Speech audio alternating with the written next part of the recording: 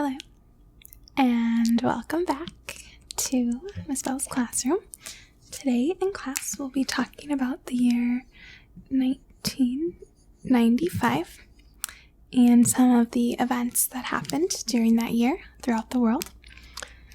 So first to start, we're going to start talking about the cost of living in 1995.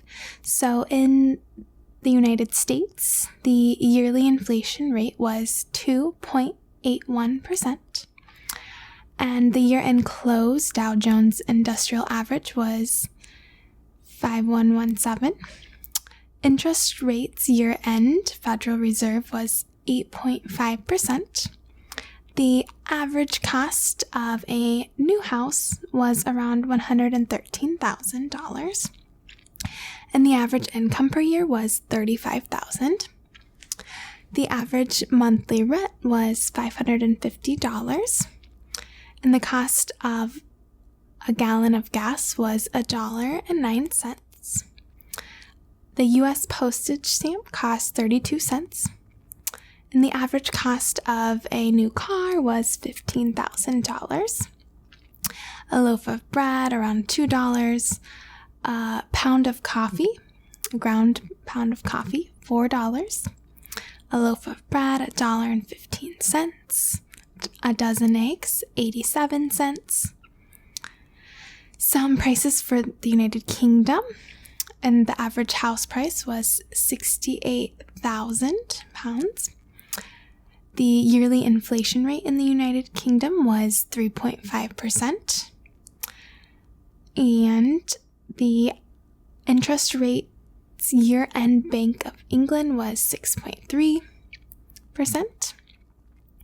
So now we're going to go ahead and start talking about some of the events that happened in the world. So in the United States, a really big event that happened was the Oklahoma City bombing. So domestic terrorist bomb attack on Alfred P. Murrah Federal Building in downtown Oklahoma City killed 168 and injured more than 680 others. So a little bit more information on this. This investigation was going on for about 10 years. So starting in 1988, Timothy McVeigh meets Terry Nichols at Fort Benning during basic training for the United States Army. In 1993, McVeigh goes to Waco during Waco siege and decides to bomb a federal building as a response to the raids and planned for attack on April 19, 1995, to coincide with the anniversary of the Waco siege. So on April 14th, McVeigh rents a 1993 Ford truck from Ryder under the name Robert Kling. On April 17th through the 18th, McVeigh and Nicholas turned the rented truck into a giant bomb with 4,800 pounds of explosives. On April 19th at 8:50 a.m., Timothy drives the truck filled with explosives, setting 2 timers to set the bomb off, and parked the Ryder truck drop zone situated under the building's daycare center. At 9:02 a.m., the truck containing ammo, nitrate, fertilizer, nitromethane, and diesel fuel mixture detonated in front of the north side of the 9-story Alfred P. Murrah Federal Building. Hundreds of people were killed or injured. 1/3 of the building was destroyed by the explosion. So after that, the FBI spent some time following the bombing, trying to decide if it was international terrorist or domestic terrorism. So Timothy was arrested within 90 minutes of the explosion by the Oklahoma State Trooper Charlie Hanger for driving his yellow 1977 Mercury without a license plate, and was arrested for having a concealed weapon.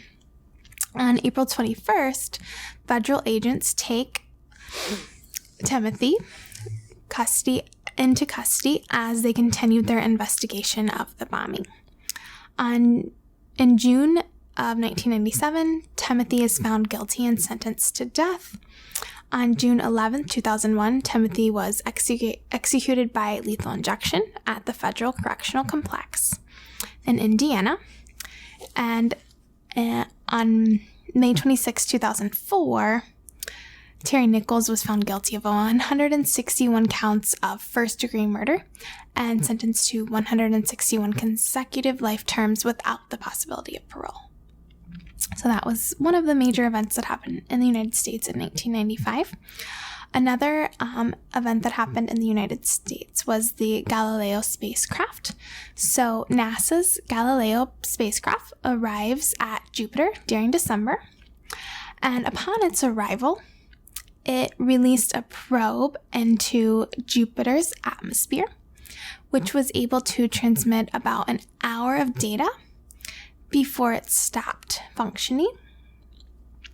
So the mission was launched in October 18th, 1989. It became the first spacecraft to observe asteroids up close during a flyby in 1990 with Gaspra, in 1992 with ETA. So it spent several years observing the atmosphere of Jupiter and the planet's major moons. The main mission was completed in 1997. In September of 2003, the Galileo spacecraft plunged into the atmosphere of Jupiter. So that's all about the Galileo spacecraft. Another important thing that happened in the United States was Michael Jordan returning to the NBA. So Michael Jordan returned to the NBA, ending his retirement. So record-breaking basketball player Michael Jordan announced that he was coming out of retirement during March of 1995. So Jordan rejoined the Chicago Bulls, which he had been playing with since being drafted in 1984. He had previously won 3 championship games with the Bulls in 1991, 1992, and 1993. So before announcing his sudden retirement in late 1993, during 1994, he played minor league baseball before deciding to return to basketball in March of 1995. After restarting his career, he went on to win 3 more NBA Finals with the Bulls in 1996, 1997, and 1998. So Jordan permanently retired in 2003, though. So another major event in 1995 in Canada was the Quebec Referendum. So in a referendum, the vote to become independent from Canada was narrowly defeated. So they had held a referendum on whether or not the Canadian province should declare its independence during October of 1995. The referendum had the condition that prior to separating, there should be an economic and political offer made to Canada, which many believed the question unclear with that. So, which many believed made the question unclear and created confusion. The vote on independence had extremely high turnout, with about 93% of registered voters participating, and the results were very close. The no vote won with 50.58%, and the yes vote had 49.42%. So it was a difference of votes with just 54,288 people. Okay, so the next thing we're going to talk about is another thing in the United States. So the Space Shuttle Atlantis was another event in 1995. So the Space Shuttle Atlantis docks with the Russian Mir space station. So the STS-71 Space Shuttle mission launches on June 27th of 1995. The mission of STS-71 was to dock the Space Shuttle Atlantis at the Russian Mir space station. So this was the first time that a space shuttle attempted to dock with the Mir space station. And it marked an important accomplishment and moment in space travel. it was also symbolically important to recognizing the cooperation between Russia and the United States. Only a few years after the end of the Cold War, the mission conducted the first space. So it was also symbolically important in recognizing the cooperation between Russia and the United States. So only a few years after the end of the Cold War, the mission conducted the first space shuttle exchange of mere crew and took U.S. astronaut Norm Thagard back to Earth after a 4-month-long record-setting stay aboard. So another event in the United States was Steve Fossett. So Steve Fossett becomes the first person to make a solo flight across the Pacific Ocean in a hot air balloon. So during the month of February in 1995, balloonist Steve Fossett completed the very first solo trans-Pacific balloon flight. So Fossett took off from South Korea and landed in Leader, Canada. His balloon was named the Solo Challenger. Fossett continued to pursue ballooning and other world records during his career as an adventurer until his disappearance in 2007. Fossett's plane vanished over Nevada during a scouting mission, and he was officially declared dead in 2008.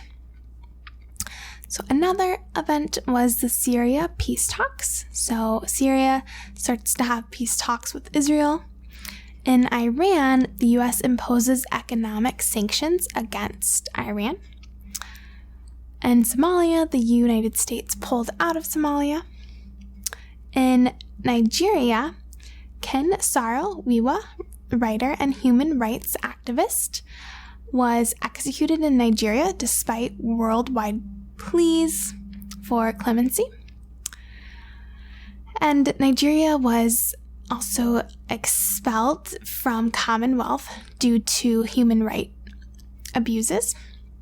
The United Nations intervened in the Bosnian Civil War and ceased fire after peace agreement war ends. In Japan, there was a major earthquake, so a 7.3 magnitude earthquake occurred near Japan, killing around 6,500 people. And the Barings Bank collapsed in the United Kingdom. So the United Kingdom's oldest investment banking firm, Barings Bank, collapsed after securities broker Nick Leeson had lost $1.4 billion by speculating on the Tokyo Stock Exchange. Another thing that happened in the United Kingdom was the Brixton riots. So riots broke out in Brixton, London. The Nuclear Non-Proliferation Treaty. So in New York City, more than 170 countries decide to extend the Nuclear Non-Proliferation Treaty indefinitely without conditions. The WTO, or the World Trade Organization, started a replacement for GATT. In Russia, there was a major earthquake, a 7.6 magnitude earthquake, killing at least 2,000 people. In the United States, there was a heat wave throughout the Midwest, so temperatures exceeding 104 degrees Fahrenheit in the afternoon for 5 straight days. At least 3,000 people died, 750 in Chicago, Illinois alone. In the U.S., there was a Unabomber. The New York Times and Washington Post published that the Unabomber's 35,000-word manifesto. They shared that. In Montserrat, there was a volcanic eruption on the island. The NATO bombing campaign, the bombing campaign against Serbia positions in Bosnia leads to a peace agreement. In the Congo Ebola virus killed around 244 Africans in Zaire in Central Africa. In the United States, they have the 55 miles per hour limit, which was imposed during the Middle East crisis in 1973 and 1974. That was ended. The Japan nerve gas. So a nerve gas was put in Tokyo subway, injured thousands. The United States MLB, Major League Baseball strike, ended. So they ended a 232-day strike. Megan's Law was put into place, which entitled Violent Crime Control and Law Enforcement Act was passed. So this helped to make parents aware of the presence of convicted offenders in their neighborhood. For fashion, so in 1995, men and women did not blindly follow fashion designs. So they still would dress up for weddings and special events, but for the most part, it started to become more casual, at least in the United States. So t-shirts were seen everywhere. Women kind of ignored the hemline. So women ignored the hemline of the times and interchanged short and long skirts when they felt like it. They were less interested in provocative clothing, trading in sheer fabrics, and tall heels for comfort and freedom. So the American fashion buying public had kind of lost their interest in high fashion during this year. So designers spent millions on lavish shows, parading supermodels around in fashions that no common woman would be able to afford, let alone wear. So to the average woman, fashion shows became something of an amusing novelty and not really something to be taken seriously. So expensive labels gave way to practical ones like Gap. So many cost-cutting women were getting their clothing from Walmart, Kmart. They would often cross-shop, meaning they would get one or two pieces in an upscale shop and then supplement it with something cheaper, like a cheaper pair of jeans or sweater. So almost every designer that made a profit focused on lower price styles that year. So the dress for success style that dominated previous decades practically disappeared in 1995. So increasingly, companies were offering casual Fridays in which employees were allowed to wear jeans to work. And although sportswear had been around for 50 years, designers like Calvin Klein, Donna Karan, and Ralph Lauren were still finding ways to put a twist on an old plot. So that is all of the information that I have today for 1995. I hope that you enjoyed this lesson and stay tuned for 1996. Goodbye.